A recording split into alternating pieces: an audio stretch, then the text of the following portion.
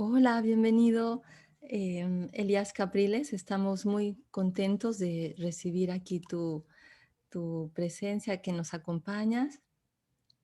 Y pues nos gustaría que nos contaras algo de ti, algo de lo del Congreso. Si quieres, pues empezar. Muchísimas gracias. Yo ya me puse nerviosa, perdón. Bueno, a lo mejor ya que nos reímos y tal, se te desatan los nervios. Bueno, eh, yo creo que la idea, más o menos lo que tú me pediste, fue que hablara un poco de Tantra y también la relación con el Dzogchen un poco, hablar un poquito del Dzogchen. Entonces, bueno, Tantra en Occidente, la gente piensa automáticamente en el una relación erótica destinada a obtener el despertar de que habla el budismo o el moksha de que habla el hinduismo, etcétera, ¿no?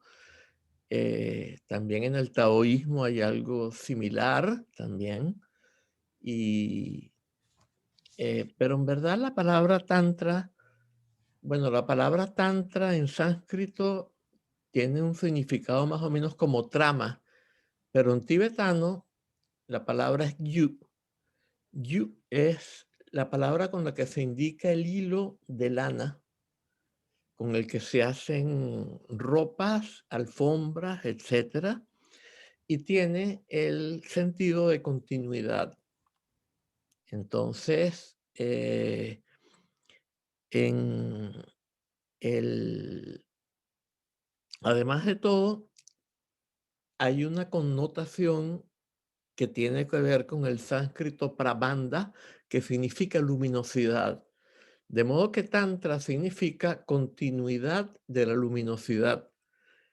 ¿Y qué es la luminosidad? La luminosidad es todo lo que se manifiesta por los sentidos, no solo por los 5 sentidos que dan afuera, al llamado mundo físico, sino también por el sentido que capta los pensamientos. Entonces, todo eso es luminosidad de alguna manera.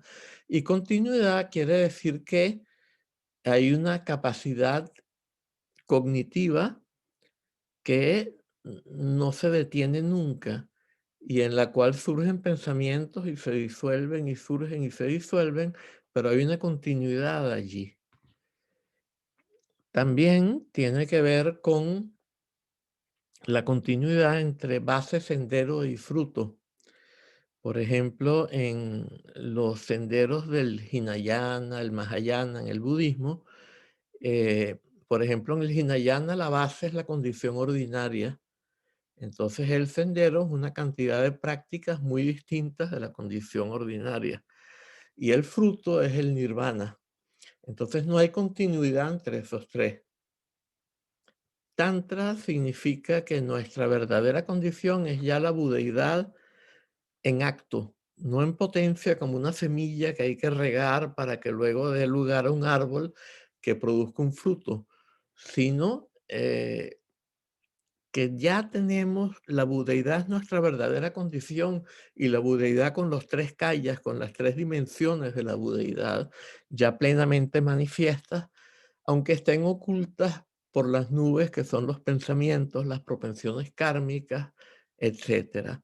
Pero el sol ya está brillando, no tenemos que producirlo ni nada por el estilo. Entonces el tantra es la continuidad de la base, el sendero y el fruto, y la continuidad de la luminosidad que utilizamos para descubrir la verdadera condición de la base, que es la budeidad con sus 3 dimensiones, que son los 3 kayas, Dharmakaya, Sambhogakaya, Nirmanakaya. Esto es como muy abstracto y muy, de repente, puede parecer difícil de comprender al que no está acostumbrado a la terminología, pero quizás si relacionamos un poquito con hablamos un poquito de los distintos tipos de tantra en el budismo y su relación con los tipos de tantra en las tradiciones indias, no budistas, sobre todo en el hinduismo, porque hay un tantra también en los jaina, pero eso ya hoy en día yo no sé si sigue existiendo, ¿no? Existió en Khajuraho, por ejemplo, uno de los templos era jaina y estaban allí, o la mayoría eran shaivas, pero había budistas y había unos jaina. Y todos estaban juntos y practicaban juntos y entonces, pues, ¿por qué unos eran shaivas y otros eran jainas y otros eran budistas? No lo tengo muy claro, ¿no? Si estaban todos juntos practicando. Eh, de manera que, bueno, en el budismo, por ejemplo, hablamos de tantras externos y tantras internos. Entonces, los tantras internos se parecen a lo que el tantra hindú llama el sendero de la mano derecha. Y los tantras internos o superiores están mucho más relacionados con lo que en el hinduismo se llamaría el sendero de la mano izquierda. La diferencia es que en el budismo se considera que el tantra externo, correspondiente en cierta medida al sendero de la mano derecha, es decididamente inferior, cosa que no en todos los tantras hinduistas se considera de esa manera. Como también hay muchas escuelas, que si los Kaulas, que si los Shaktas, que si entonces eso se puede volver muy complicado y no podemos entrar en detalle, ¿no? Pero, entonces los tantras externos son sobre todo transformar nuestra visión impura, que aprehende el mundo como algo material y es autoexistente y sustancial, a una visión del mundo como hecho de pura luz. Y claro, si yo veo que a toda la gente como seres de luz, va a ser más difícil que reaccione ante ellos con pasiones, por ejemplo, odio, ira, condena, etcétera, ¿no? Va a ser mucho más fácil que las pasiones no se manifiesten. ¿Por qué? Bueno, hay un ejemplo que da Shantideva en el Bodhisattva Charyavatara, que es un texto del Mahayana, no es tántrico, pero que nos puede ayudar a entender esto un poco. Él dice que l- da el ejemplo de un mago que crea una bailarina que es extremadamente atractiva, muy erótica, y toda la audiencia masculina cuando la ve desarrolla una lujuria tremenda hacia la bailarina, ¿no? Pero el mago, él sabe que es una creación mágica, una creación, una ilusión, y por lo tanto no reacciona de la misma manera, pero todavía le gusta, todavía lo atrae un poquito, todavía tiene propensiones kármicas de alguna manera. Y el Buda sería el que igual ve el color y la forma, pero ya no percibe a la bailarina como bailarina, ni a él como el Buda, ni a los demás como seres a ayudar. Está en un estado de total espontaneidad, más allá de todo concepto, de alguna manera, con total plenitud y perfección. Entonces, esto ilustra por qué si nosotros vemos todo como inmaterial y como un juego de ilusión, nuestras pasiones van a ser menos poderosas y nos van a arrastrar menos. Pero esto se considera que esto está bien para gente como los brahmanes, que están totalmente contaminados por la idea de pureza y, y de que tienen que estar siempre protegiéndose de que algo los contamine, etcétera, pero que verdaderamente el que se quiere realizar tiene que practicar los tantras internos y no los externos. Y estos sí comprenden eh, todos los elementos de la Gana Chakra, como todas estas prácticas de unión con consorte, de consumir las 5 carnes, los 5 amiritas, tomar alcohol, etcétera, ¿no? Cosas que para un brahman son absolutamente prohibidas y lo lo horrorizan. Entonces se considera que los seres de mayor capacidad entre los indios son los de las castas, mientras más baja, mayor la capacidad. Al revés de lo que pensarían los brahmanes, por ejemplo, ¿no? Que se sienten superiores a todo el mundo. Elías, ¿por qué algunos maestros budistas no quieren hablar de estos tantras secretos en el budismo? Eh, pues a lo mejor porque puede haber varios motivos, ¿no? Uno es porque mucha gente utiliza esto, o sea, cuando escucha hablar de estas cosas, piensa, aquí tengo yo mi manera de incrementar mi placer erótico y lo que le interesa no es alcanzar el despertar, sino simplemente obtener un grado mayor de placer, o puede ser también obtener poderes, etcétera. Son cuestiones más del ego. Entonces, claro, por esto prefieren no hablar, porque hay mucha gente que quedaría muy atraída, pero quedaría atraída por motivos equivocados. Otro motivo podría ser porque entonces podrían juzgar que el budismo es algo pecaminoso o algo, y esto podría crearle problemas a la transmisión del Dharma en Occidente. Yo evidentemente que no pienso esto último de traer problemas. Yo creo que estamos en una época en que hay una crisis ecológica terrible. Si todo sigue como va, nuestra especie se destruye y la causa de eso es un estado mental de fragmentación eh, que implica que nos sentimos contrapuestos a la naturaleza y los demás seres humanos y tenemos la tendencia a desarrollar hostilidad hacia ellos, y además tenemos una mente fragmentaria como la que el Buda ilustró con la metáfora de los hombres y el elefante, ¿no? El que tomó el colmillo dijo que era un gancho de hierro para mover trozos de cubos de hielo. El que tomó la trompa dijo que era una manguera de bomberos, bueno, adaptándola a nuestra época. El que puso la mano en el ojo dijo que era un cuenco. El que puso la mano sobre la cabeza dijo que era una olla de barro invertida, boca abajo. El que tomó una oreja dijo que era un aventador de estos para separar los granos de la cáscara. El que abrazó una pata dijo que era un pilar. El que puso la mano en el lomo dijo que era una silla de manos. Finalmente, el que tomó la cola vio que era cordiforme y se movía y la lanzó y trató de salir corriendo gritando que era una serpiente. Entonces nosotros nos hemos vuelto mucho peores que ellos porque tratamos de arrancarle al elefante todo lo que sentimos que nos puede amenazar, destruirlo, y arrancarle para utilizarlo todo lo que sentimos que nos puede ser útil. Pero el elefante es el ecosistema del que somos parte y del que depende nuestra supervivencia. Entonces, hoy en día yo considero que es importantísimo transmitir todos los métodos de realización porque de otra manera nuestra especie se autodestruye. Lo único que puede salvarnos es curar el estado mental que está en la raíz del problema. Y además está en la raíz de la insatisfacción, la carencia de plenitud, la frustración recurrente, todo aquello que nos crea problemas en la vida.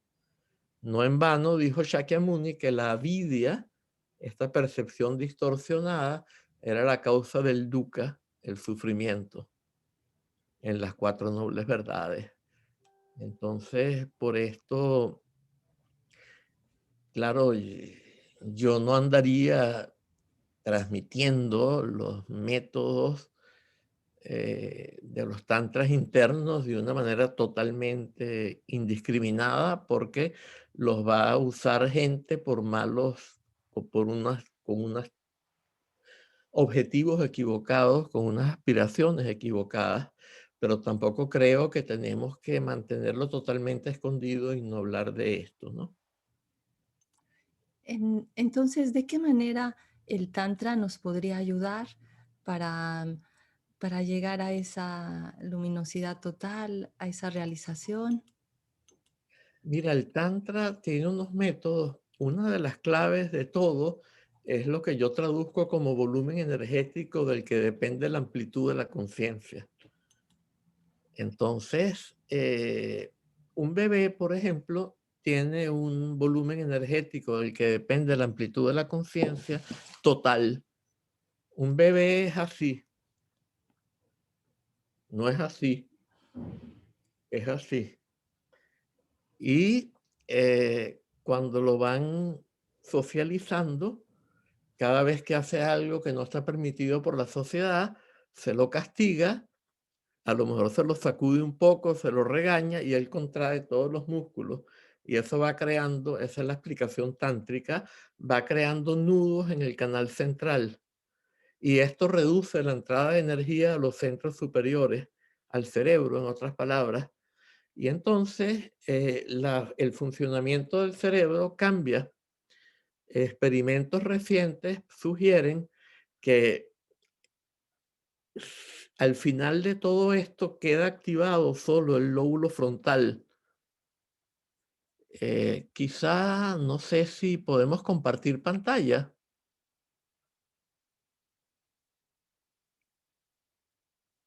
pero ahorita no te escuché nada.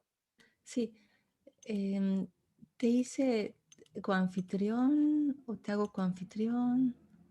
Sí, eres coanfitrión, entonces puedes compartir pantalla. Ok, entonces déjame buscar un,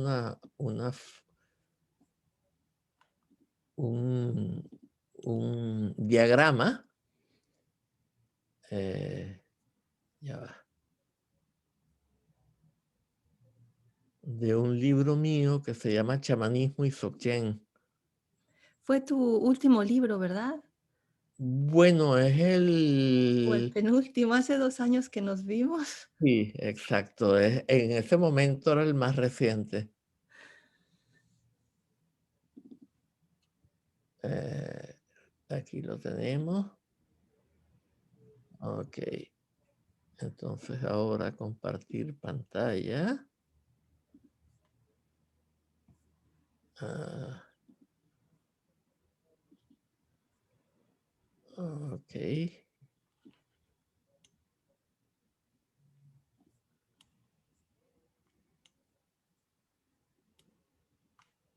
Esto fue un experimento en el cual hubo dos grupos. Un grupo al que le dieron un placebo y son todas las fotos de arriba. Esto es hecho con las técnicas de imagenología más recientes, ¿no? Más actuales. Y las de abajo fue a los sujetos a los que les dieron LSD. No es para proponer que se le dé LSD a la gente ni nada parecido, pero es que lo que sucede con los métodos tántricos es muy parecido. Lo que en el hinduismo llaman el incremento del kundalini y que en el budismo se llama el incremento del tigle, es el volumen energético del que depende la amplitud de la conciencia. Cuando el niño ordinario termina el proceso de socialización, es como los cerebros de arriba. Fíjate que está solo activado el lóbulo frontal y tenemos una conciencia túnel, entonces. Es lo que la Gestalt llama la mente figura fondo, que está consciente de la figura y el fondo está semiconsciente. Todo lo demás lo deja como fondo, todo lo que no es la figura. Y esto sería como el estado del niño o del yogi que ha hecho las prácticas, por ejemplo, de Tsalun Tigle, o se ha unido con una consorte o con un consorte, según el caso, etcétera. Y entonces hay una mente total. mm, Justamente por eso se llama lo traduzco yo como volumen energético del que depende la amplitud de la conciencia. Aquí hay una amplitud, con el perdón de la redundancia, una amplitud muy amplia. Ok, vamos entonces a apagar esto que ya no nos interesa. Ok. Entonces, los métodos tántricos hacen esto, incrementan el volumen energético. Y al incrementar el volumen energético, ya no tenemos esa conciencia túnel que cuando percibe la trompa del elefante, no entiende que eso es parte del sistema elefante. Y es la mente que nos hace desarrollar armas tecnológicas para destruir todo aquello que sentimos que nos amenaza en el ecosistema y arrancarle al ecosistema todo lo que sentimos que nos puede beneficiar. Pero de esa manera lo que hacemos es destruir el ecosistema del que somos parte, y entonces la única manera de curar esto es volver a una visión que no sea fragmentaria. Y esto requiere un incremento del volumen energético, del que depende la amplitud de la conciencia.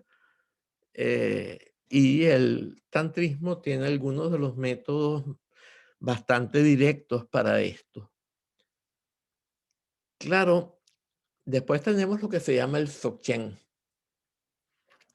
Y el Dzogchen se puede considerar como parte del tantrismo, como el nivel supremo de Tantra, o se puede considerar como un sendero aparte del tantrismo.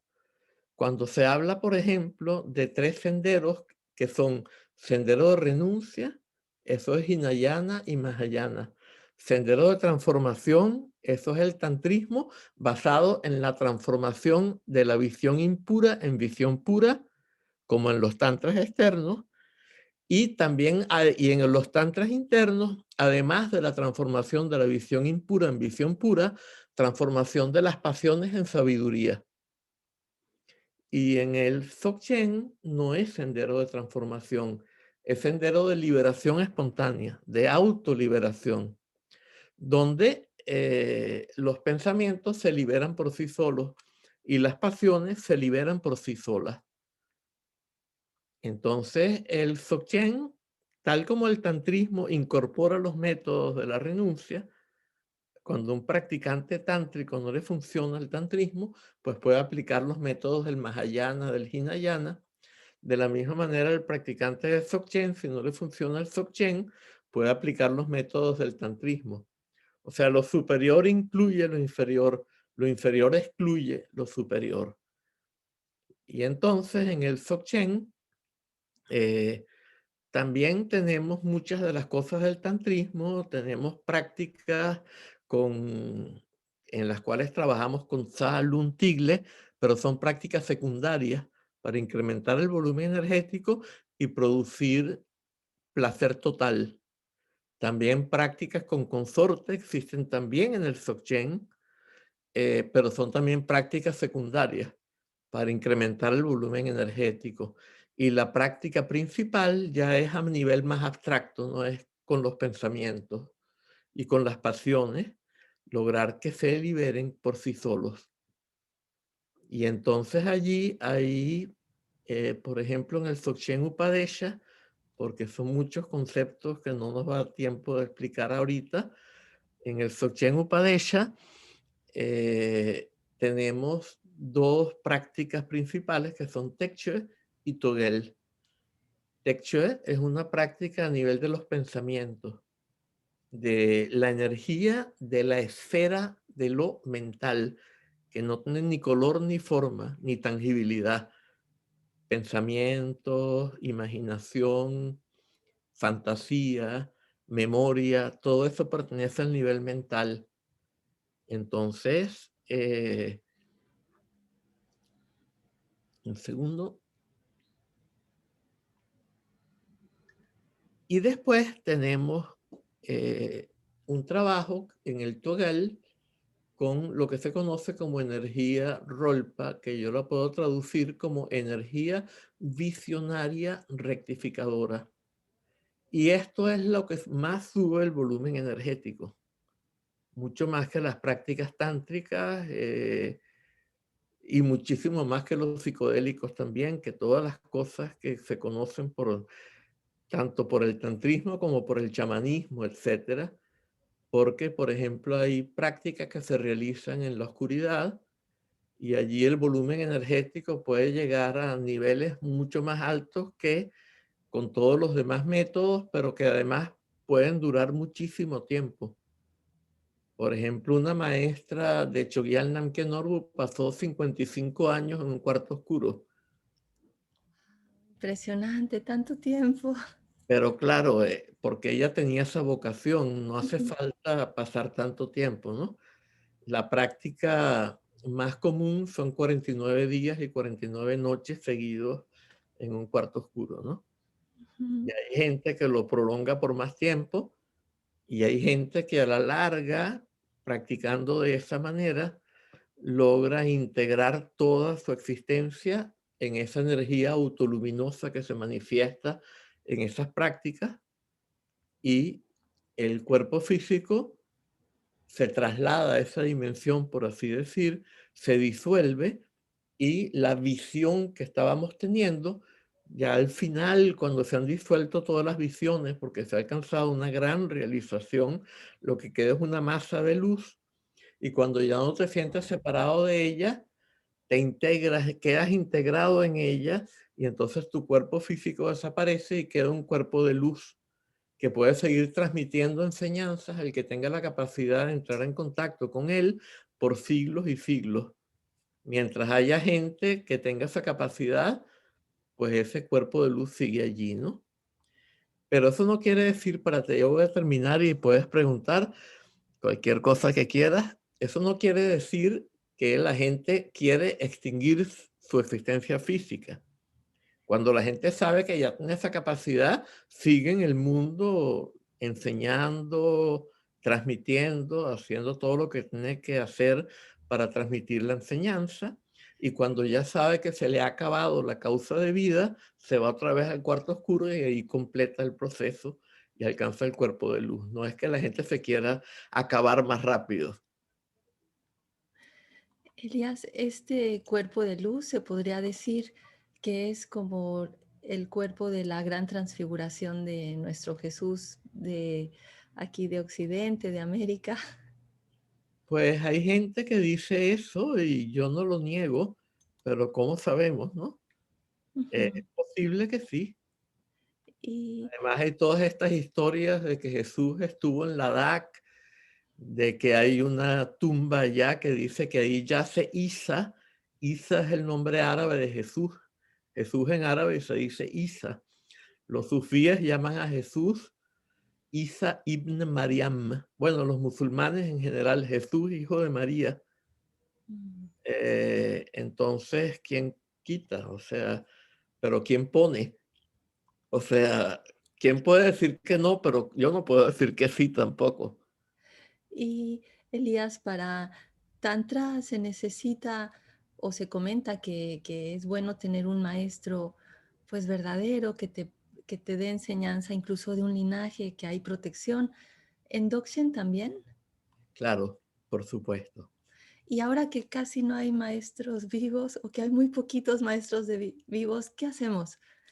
Los que queremos aprender, estudiar, profundizar en Doxen. Bueno, mira, sí hay maestros vivos. ¿Pero dónde? ¿En Bután? ¿Escondidos en Nepal? Eh, Irán apareciendo. Los que no se conocen irán apareciendo. Pero bueno, ya se irá viendo. Hay un dicho en Venezuela, como vaya viniendo, iremos viendo. Y bueno, ya vendrá. Bueno, tenemos la suerte que tú nos estás abriendo ese camino con tus libros, hablándonos en tus conferencias, en tus retiros de Doxen. Y, y bueno, pues ojalá tengamos la oportunidad de escucharte más. Bueno, Eh, yo siempre quiero transmitir, siempre estoy entre los hasidim, eh, un rabino que era hasídico dijo una vez, eh, más quiere la vaca amamantar que el becerro mamar. y digamos, se puede de los libros solamente, si nos caen en las manos libros de Doxen, orar para pedir que se acerque el maestro, ese encuentro. Es un primer paso, un libro de Doxen, ¿verdad? Por supuesto. ¿Nos podrías comentar algunos de tus títulos de tus libros que hablen de Doxen? Sí, mira, el más antiguo es La fuente del peligro es el miedo. Bueno, es en inglés The Source of Danger is Fear, eh, porque este fue cuando yo estaba practicando en las montañas de Nepal. Yo estuve varios años en que hacía retiros de 3 meses. No quería quedarme ilegal porque si me atrapaban me iban a botar y no me iban a dejar entrar a Nepal otra vez y no iba a poder seguir haciendo retiros. Entonces hacía 3 meses, bajaba, iba a la India, volvía, muchas veces por una noche. Pasaba una noche en la India y volvía el día siguiente. Si me dejaban entrar, pues perfecto, me volvía a ir a la montaña y así. Y allí aplicando las enseñanzas, eh, pues surgían, estaba trabajando con un volumen energético bastante alto, entonces pues surgían nudos muy evidentes y aplicando las instrucciones se deshacían los nudos. Entonces, cuando surgía un nudo, yo lo anotaba, la descripción del nudo, me llegaban la descripción del nudo y después la manera como se deshacía. Entonces, ese es un librito muy pequeñito, pero es como quizá lo más directamente, o sea, de práctica de Dzogchen, ese y la Daki Nyupadesha, que surgió dándole enseñanzas a una chica mexicana. Esos dos serían los libros de práctica de Dzogchen. Después, eh, en español está Budismo y Dzogchen, que en este primer trimestre de este año debe salir la segunda edición. La primera tenía muchos pequeños defectos, entonces va a salir por Ediciones La Llave, Budismo y Dzogchen, y también va a salir Buddhism en Dzogchen en inglés, pero en inglés son 2 tomos, va a salir el primero. Y ya el primero es mucho más amplio que el de español, que es un solo tomo, ¿no? O sea que ese va a estar mucho más detallado, porque en inglés ya hay más base, entonces uno puede ahondar más. En español hay que ser más introductorio de alguna manera porque no hay menos base en algún sentido. Después está chamanismo y Dzogchen, que es una comparación entre Dzogchen y chamanismo, eh, podemos llamarlo, ¿cómo lo llamamos? Chamanismo americano, digamos, pero sobre todo al sur del Río Bravo o Río Grande, como lo llamemos, eh, todo lo que es de ahí para abajo, para el sur, mejor dicho.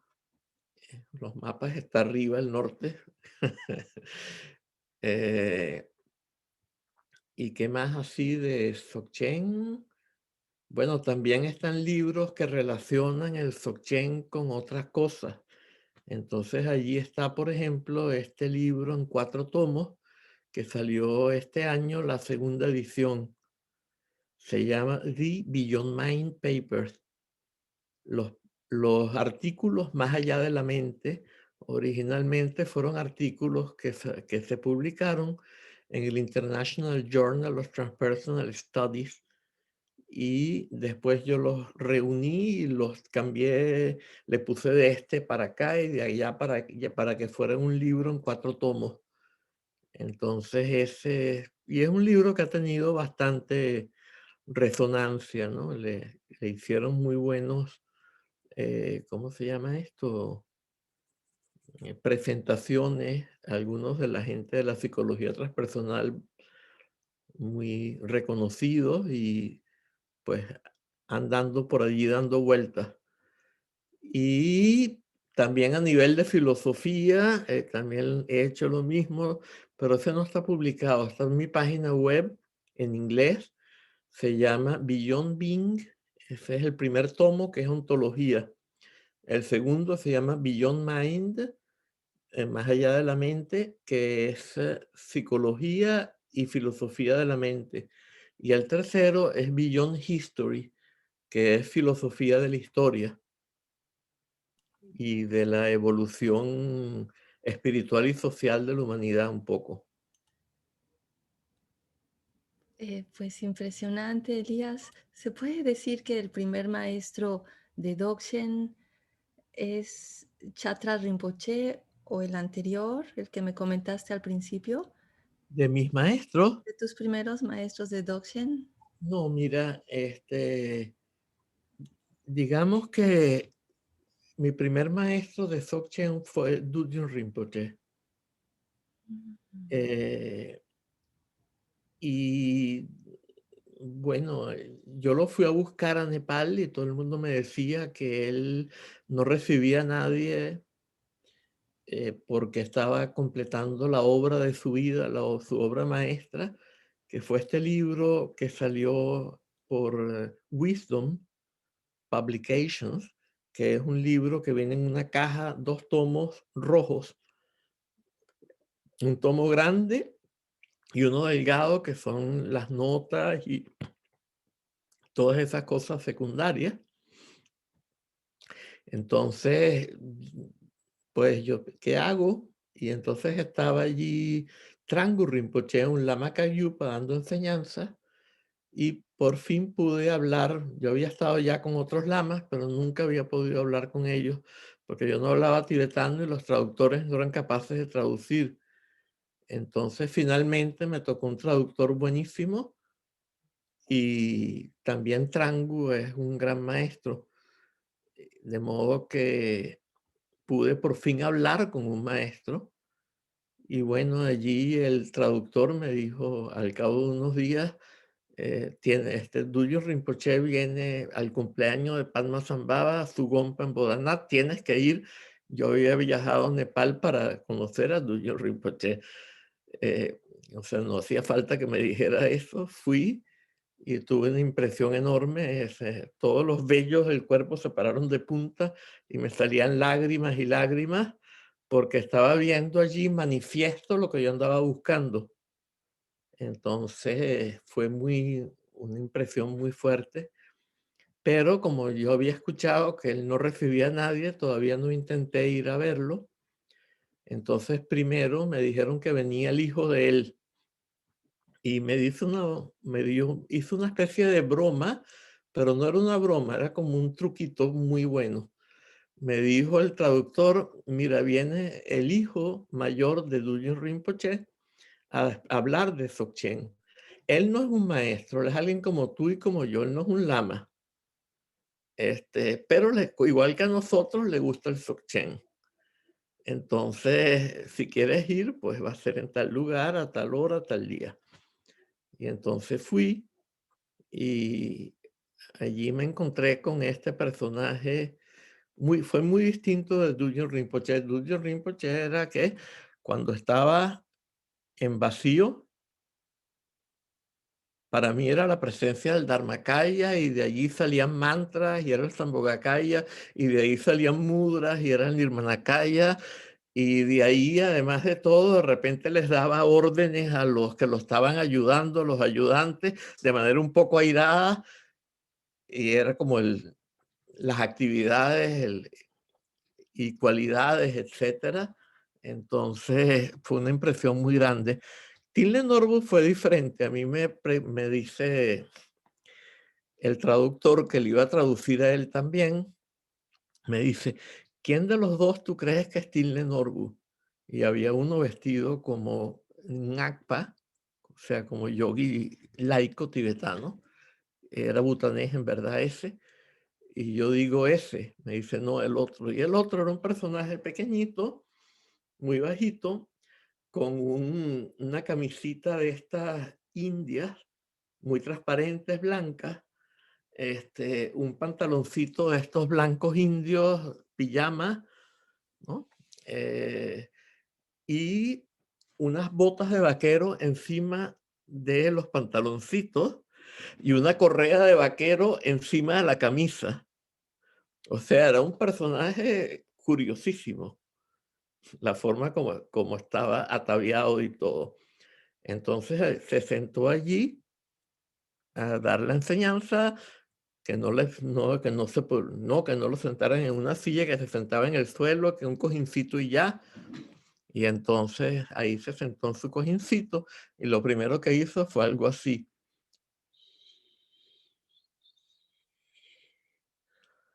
Y para mí, yo dije, pues yo tengo que aprender de este señor porque me acaba de enseñar lo que yo tengo que aprender, que es a no buscar una realimentación, que la mirada del otro apruebe de mí para verme como alguien espiritual, sino me está enseñando a romper con ese buscar la aprobación espiritual de los demás para sentirme yo bien como practicante. Y entonces le pedí enseñanzas de inmediato, le dije, yo considero que usted y su padre son lo mismo. Entonces primero recibí enseñanzas de él antes que del padre.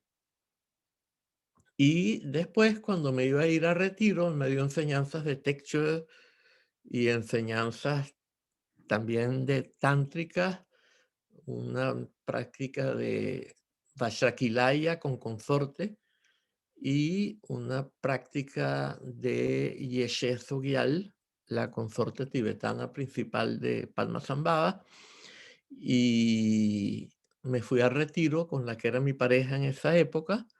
Y entonces fui a pedirle a Dudjom Rinpoche sus bendiciones antes de irme. Y entonces me dijo, no, pero no te puedes ir así. Tienes que venir mañana a recibir enseñanzas. Entonces, yo no me había atrevido a pedirle enseñanzas porque todo el mundo decía que él no recibía a nadie, que no sé qué más, pero bueno, ya habíamos establecido el contacto. Yo había publicado mi primer libro de Dzogchen que se llamaba The Direct Path, que estaba ya listo cuando yo conocí a Dudjom Rinpoche, pero me dio tiempo porque estaba en imprenta, de dedicárselo a Dudjom Rinpoche y a todos aquellos que con su cuerpo, voz y mente pueden ilustrar la naturaleza de los kayas. Entonces, pues, le llevé el libro y entonces, bueno, allí lo conocí y ya empezamos a tener una relación y entonces me dijo esto de que tenía que ir y ahí al día siguiente fui y entonces me dio instrucciones muy detalladas de todo lo que tenía que hacer y no podía hacer durante el retiro y bueno, y me fui a retiro. Después de esto, allí Dilgo Chense, otro de los grandes maestros de Dzogchen, dio las transmisiones, bueno, empezó a dar unas transmisiones, una serie de transmisiones muy importantes, ¿no? Y entonces yo le pregunté a Dudjom Rinpoche si eh, debía ir a recibirlas o si no era importante. Me dijo que era bueno que fuera. Y entonces fui y recibí primero de Dilgo Chense, bueno, todas las transmisiones de los Nyingmapa, prácticamente todo lo que es el Kama Nyingma, que es la tradición lineal que viene desde Padmasambhava, Vimalamitra hasta hoy, y también el conjunto de termas que se llama el Rinchen Tertse, que es el conjunto de todos los tesoros revelados por los Tertön, que son los reveladores de enseñanzas tesoros, que son enseñanzas que son para una época. Hay que revelarlas en esa época la persona que está predestinada de alguna manera. Entonces, y bueno, y recibimos otras de Dodrup Chen Rinpoche, eh, de, eh, de Chatra Rinpoche como transmisión. Yo recibí solamente, el día que lo conocí, me dio una transmisión sorpresa que era de Manjushri en este León de las Nieves, que creo que te conté hace un rato. Y después, qué bueno que me resolvió esos problemas y fue una gran ayuda a nivel logístico, pero nunca me dio una enseñanza en palabras, aparte de esa transmisión que sí era con explicación de Manjushri, pero una enseñanza de Dzogchen con explicaciones yo no recibí de Chatral Rinpoche. Sí, de Dilgo Chense también, y también de Dodrup Chen. Qué afortunado, Elías. Mira, tenemos unas preguntas de las personas. Mm, Perfecto. Mira, Fernando Perales pregunta, eh, ¿Puedes mencionar la diferencia o las cosas similares del Dokchen Bon y del budismo? Mira, el Dzogchen Bonpo y el Dzogchen budista son esencialmente lo mismo, pero hay dos cosas que cambian. Una radicalmente es el linaje. Los maestros por los que ha pasado son distintos.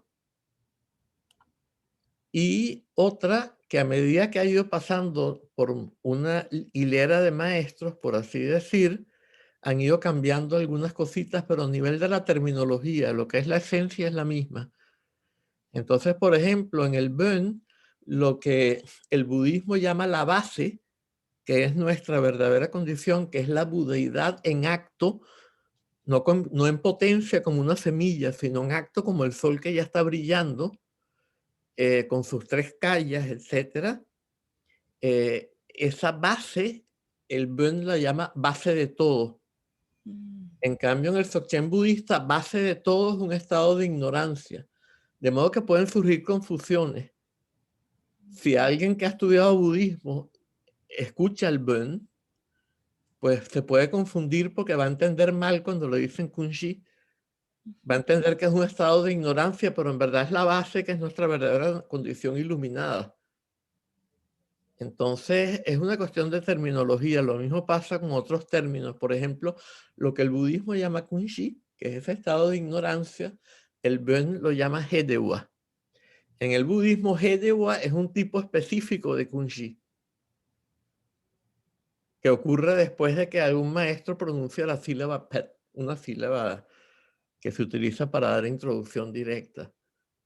Entonces, son cuestiones de detalles, pero claro, como son dos terminologías distintas, hay que saber a qué equivale cada terminología y si no, uno puede confundirse y pensar que son totalmente diferentes.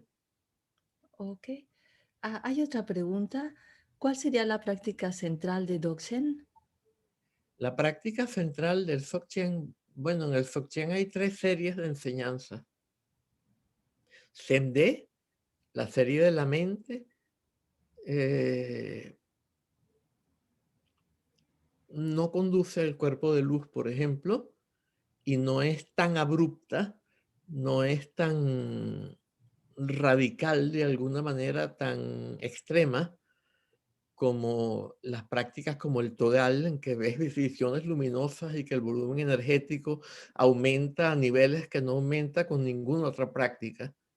Entonces, después tienes la serie del espacio, que es más directa y ahí sí surgen visiones, pero no tan rápido ni de manera tan directa como en el Upadesha. Y después la serie de Upadesha. Vamos a obviar las dos primeras porque si no esto se va a transformar en una enciclopedia. Y el que le quiera una enciclopedia, pues puede recurrir ya a los libros de Dzogchen. Quizá comenzando, si le interesa lo que yo estoy diciendo, por la segunda edición de Budismo y Dzogchen que va a aparecer ahora por la llave. Eh, entonces, en el Upadesha, el primer nivel es el Tekchö, que eso ya lo explicamos, que es a nivel de pensamientos. Cada vez que surge un pensamiento, si ya yo he tenido la, ya yo he descubierto mi verdadera naturaleza en lo que se conoce como introducción directa, y ya no permanezco en la duda, sino que tengo seguridad total en que esa es la verdadera condición y que eso es lo que yo he vivenciado en la introducción directa y puedo ya continuar en el estado. Entonces, continuar en el estado, cada vez que surge un pensamiento, lo miro a la cara y veo aquello de lo que está hecho con atención desnuda, o sea, no interpretándolo en conceptos, sino viéndolo desnudamente, como Samantabhadra, que está desnudo porque no está cubierto de conceptos. Entonces se manifiesta el Dharmakaya, y el Dharmakaya, la mente búdica, es una gnosis única que todo lo libera. Chikshe Kundrol. Y cuando se manifiesta esa gnosis única que todo lo libera, el pensamiento se libera. De manera que esa es la práctica principal al comienzo. Y cuando ya la gente ha desarrollado una capacidad elevada de autoliberación y sabe que no se va a volver loco si lo meten en el cuarto oscuro, entonces puede practicar Togel. Muchos sistemas de terma hacen que la gente practique Chö antes de practicar Togel, porque en la práctica de Chö se desarrolla una gran capacidad de autoliberación, porque uno va a un vertedero de cadáveres, que es la manera como se deshacían, la sociedad se deshacía de los cadáveres, eran que los practicantes de Chö los cortaban en trozos y se los daban a los animales salvajes. Y allí se suponía que esos sitios estaban poblados de demonios. Entonces la gente iba allí y le ofrecía su cuerpo a los demonios para liberarlos cuando ellos te comieran su cuerpo. Y de esta manera lograr que no dañaran a más nadie. Y al mismo tiempo pagar sus deudas kármicas con los demonios. Yo estoy tratando de simplificarlo lo más posible, ¿no? Entonces allí la gente entraba en una cabañita, hacía un sahumerio con una práctica, después hacía una danza desnudo, después hacía la práctica con el damarú y la trompeta de tibia y invocaba a todos los demonios y empezaba a verlos venir. No era que los visualizaba, es que los veía venir. Aparecían visiones de demonios que venían a comérselos y muchas veces sentían los mordiscos de los demonios y allí tenían que aplicar una instrucción que hacía que se manifestara el Rigpa, la vivencia de la verdadera condición, el Dharmakaya, la mente búdica, y todas las visiones desaparecieran instantáneamente y pues la capacidad de liberación que adquieres allí pasaba del más absoluto terror de una cosa acá que hacía así a ¡plac! Total relajación absoluta en integración no dual. Entonces desarrollabas la capacidad más elevada posible para emprender la práctica de Togal con las visiones. Y cuando ya tenías la certidumbre de que podías alcanzar el cuerpo de luz, te ibas a enseñar y a hacer todo lo que tuvieras que hacer por allí. Y al final de tu vida volvías al cuarto oscuro y te dedicabas a la práctica. Eso es lo más resumido que yo puedo decir de la práctica del Dzogchen Upadesha Varga. Aquí hay otra pregunta. ¿Hay algún concepto similar a los tres kayas en el shivaísmo, el cuerpo de luz, o es exclusivo de Dzogchen? Mira, hay una conexión sin duda entre el shivaísmo de Cachemira y el Dzogchen. Una conexión que parece ser genética incluso. Eh, ¿Cuál engendró a cuál? Si de verdad fue genética, eso sigue en discusión. Giuseppe Tucci, que fue el tibetólogo que llevó a Chogyal Namkhel a Italia, él decía, una vez le dijo a Chogyal Namkhel que el Dzogchen tenía muchas palabras en común con el chivaísmo de Cachemira y que por lo tanto se había derivado del shivaísmo de Cachemira. Y Chogyal Namkhel le dijo, pero fíjate un momento, esas palabras filológicamente, ¿qué son? Este, Filológicamente, esos son términos tibeto-birmanos, no son ni dravidianos ni sánscritos indoeuropeos, sino que son tibeto-birmanos. Entonces, si hay una relación genética entre Dzogchen y shivaísmo de Cachemira, ¿dónde está la morada de Shiva? En el monte Kailash, y de Parvati en el lago de Manasarovar en el Tíbet. Entonces, ¿dónde enseñó Shenrab Miwoche, el primer maestro que enseñó el Dzogchen del Bön?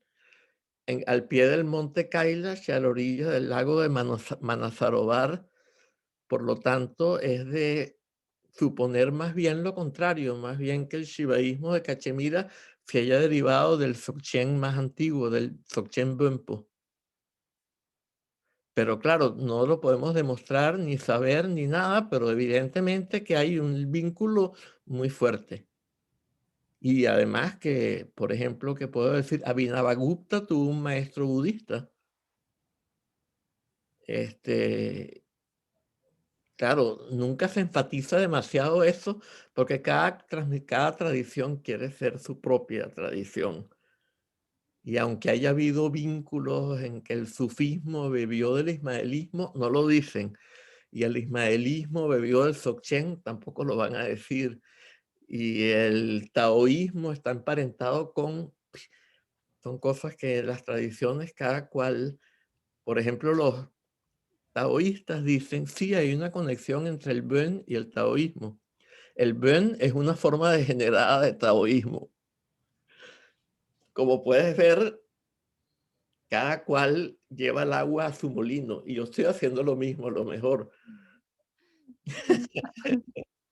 Ay, Elías, mira, hay otra pregunta. ¿Qué sucede después de que un ser ha alcanzado la transferencia completa y este cuerpo de luz logrado se desvanece después de completar sus tareas? ¿Qué sucede con el continuo mental del practicante? ¿Existe el continuo mental después de esto?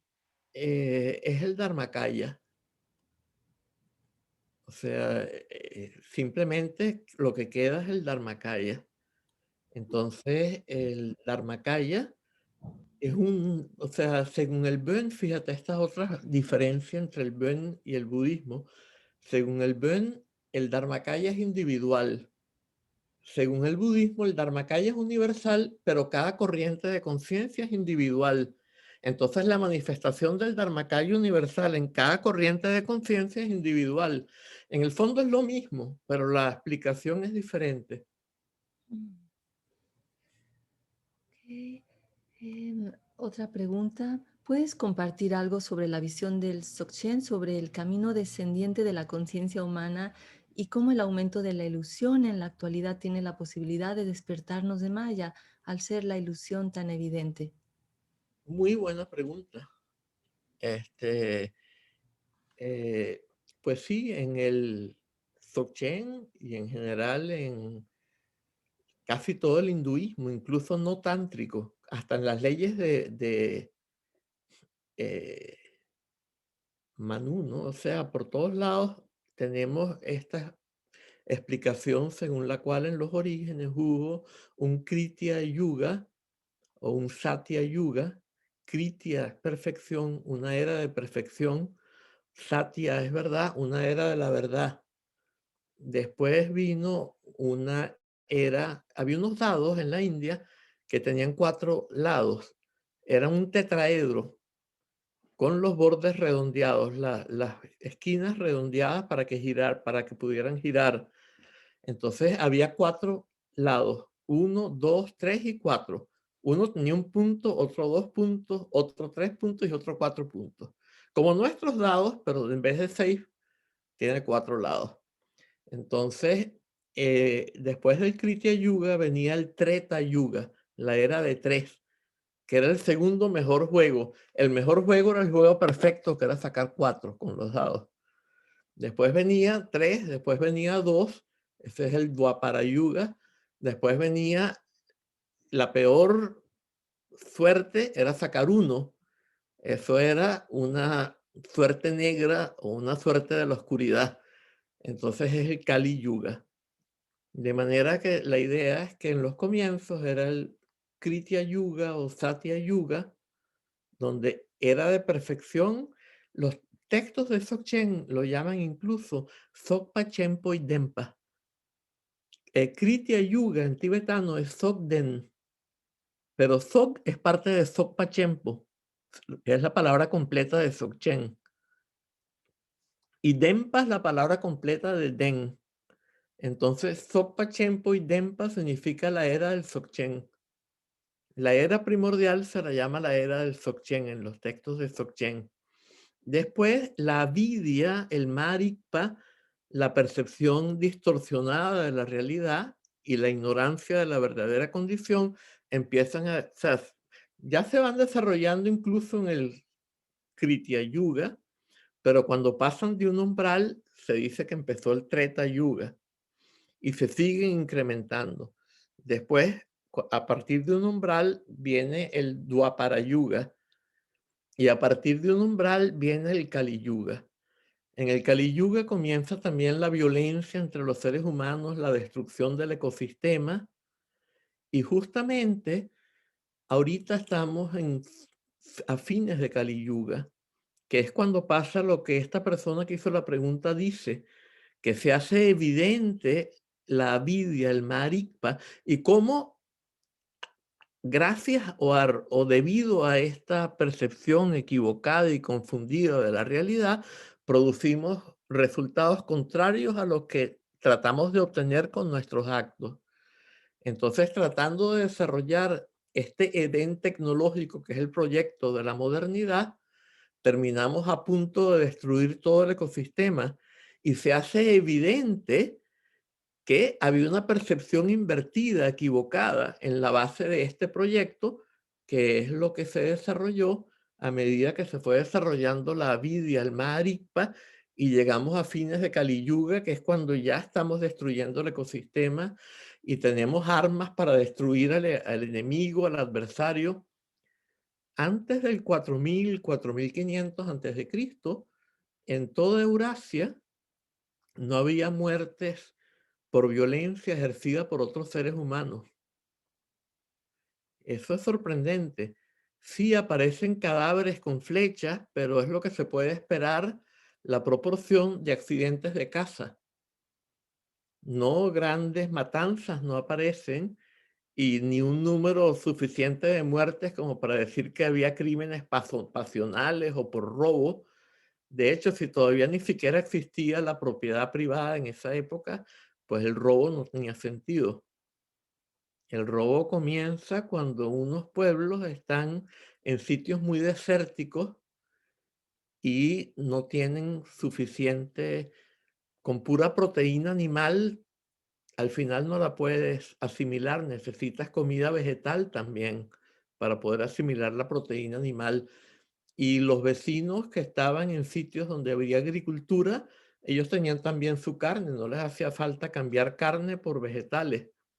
Entonces, decidieron empezar a atacar esos otros pueblos para saquearlos. Y así empezaron las guerras y el robo y todas estas cosas surgieron de ahí más o menos, ¿no?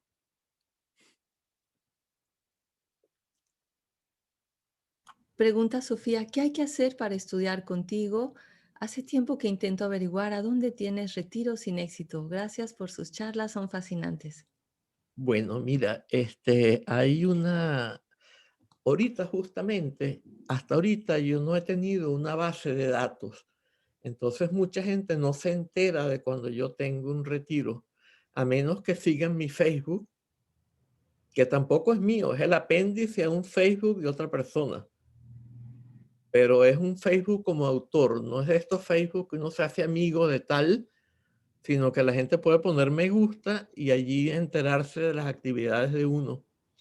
Pero lo mejor sería escribirle a Eudald Riera, porque él está preparando ahorita una base de datos. Entonces vamos a ver un instante, vamos a buscar aquí.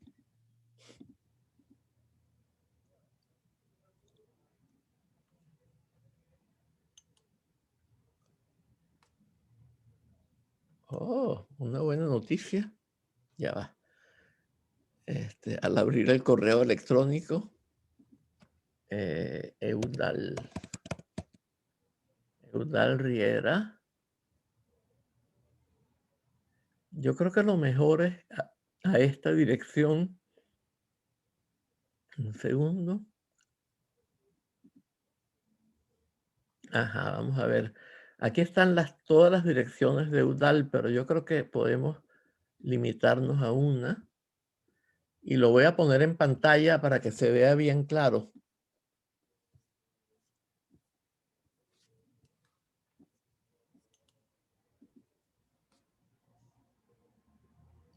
Creo que debe ser esta, vamos a ver.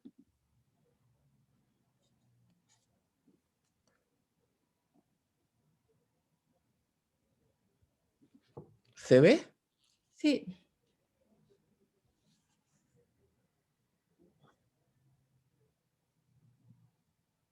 Lo mejor entonces es comunicarse con Eudal. El primero es su correo personal, el segundo es el que él está usando ahorita en la comunidad Sokchen. El tercero creo que no lo está usando, o sea que no hay que copiarlo. Eh, Pedirle que lo pongan a uno en la lista y vamos a usar esta cosa chip, ¿cómo se llama? Chip. Esto que usan las empresas para mandar muchos correos. Mailchimp. Ajá, exacto. Vale. Ujú. Muchas gracias. Pues yo también pondré una foto de esta pantalla en el grupo donde están Excelente, todos. buenísimo, muy bueno. Y, Vamos a volver a la pantalla en que estábamos. Ya va. y, ¿Puedes hacerlo? Espera, no, aquí ya está. Dejar de compartir, ya está, ya volví. y otra pregunta es, ¿dónde podemos comprar los libros de Elías? Estoy buscando La fuente del peligro es el miedo, pero no lo encuentro en ningún lugar. No, ese sí no lo va a poder encontrar. Ese libro, Chogyam Namkeen Norbu me dijo, ese libro solo se lo puedes dar a la gente que haya recibido su enseñanza directamente de tu persona. Entonces lo tengo impreso, pero solo lo puedo dar a la gente que ha estado. Ahorita acabamos de tener un retiro que terminó el domingo sobre ese texto. Es la primera vez que lo enseño en un retiro además de que fue un retiro comenzando en sábado y terminando en domingo después de una semana, o sea, como 9 días o 10 días. 9 días, creo. Pues Elías, muchísimas gracias. Estamos terminando Muy bien, y excelente. pues nos da tanto gusto que vas a estar con nosotros en el Congreso de Tantra, Sexualidad y Trascendencia, 2 horas por lo menos de tu ponencia. Puedes estar lo más que quieras. Excelente. Y esta charla quedará grabada en YouTube, accesible a todos en mi canal Liz Padmadevi. Te la pondré en tu muro de Facebook también. Y bueno, pues ojalá podamos encontrarnos más seguido con algunas preguntas de tus alumnos por acá. Maravilloso. Gracias por toda la Entonces, labor que haces. en eso quedamos y bueno, pues ya lo iremos viendo. Como vaya viniendo, iremos viendo. Gracias, hasta luego. Chao, chao.